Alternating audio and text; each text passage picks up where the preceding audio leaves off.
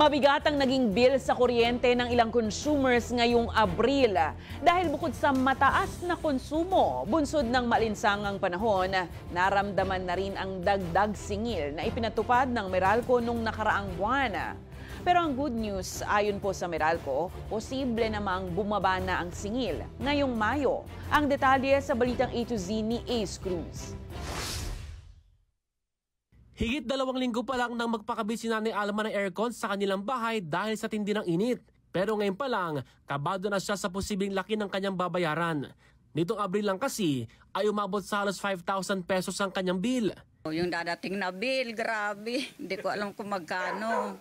Tapos yung bayad pa sa tubig, sa bahay. Dagdag pa yung kuryente, napakalaki. Si Tate Ezekiel naman, pumalo sa 10,000 piso ang bayarin sa Meralco nung isang buwan.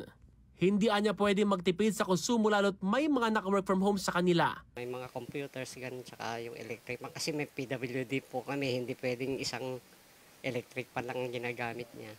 Matatanda ang nagtaas ang sigil ng kuryente kada buwan magmula noong Pebrero.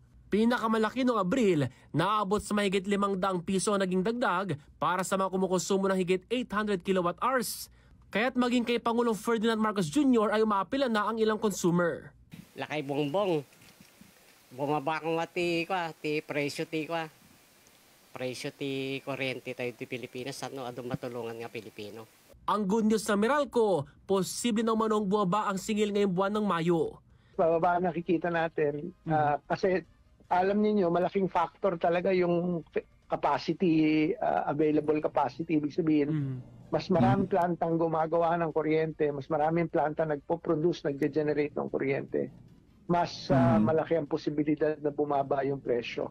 Paliwanag na electric company, mababang presyo ng kuryente sa Wholesale Electricity Spot Market o WESM nitong Abril batay sa anunsyo ng Independent Power Operator nito.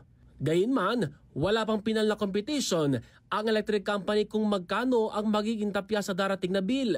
Walang kasiguruhan kung magtutuloy-tuloy ang pagbaba sa singil lalo't nakadepende pa rin ang galaw ng presyuhan sa world market. Para sa Balitang A to Z, Ace Cruz.